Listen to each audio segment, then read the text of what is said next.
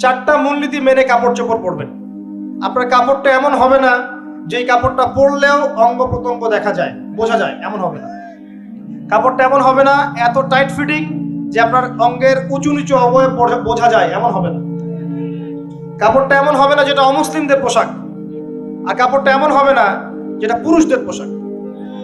এই মূলনীতিগুলো মেনটেন করে কাপড় পরবেন ইনশাআল্লাহ। এছাড়াও মেয়েদের কথায় পর্দা আছে, চলনে পর্দা আছে, ওঠা বসায় পর্দা আছে। নামাজ পড়ার সময় তাদেরকে কিছুটা শালীনভাবে নামাজ পড়তে হয়। তাদের চোখের দৃষ্টির মধ্যে পর্দা আছে। এগুলো কে শিখাবে এখনকার মেয়েদেরকে?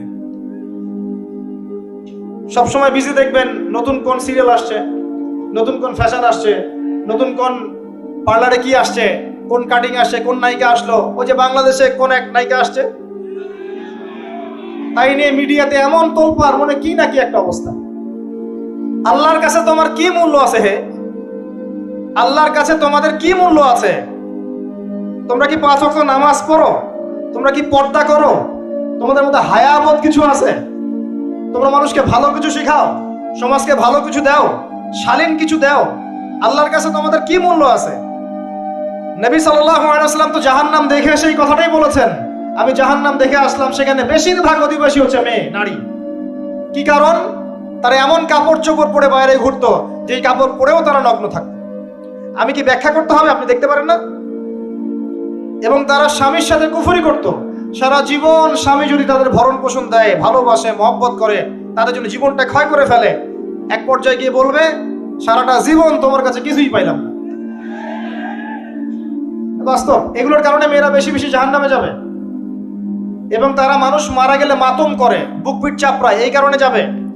এবং তর্ক লাগলে অভিশাপ দেয় বেশি, এই কারণে যাবে। আল্লাহ পাক আমাদের মা বোনদেরকে হেফাজত করুন। তবে একটা হাদিস আছে সুসংবাদের।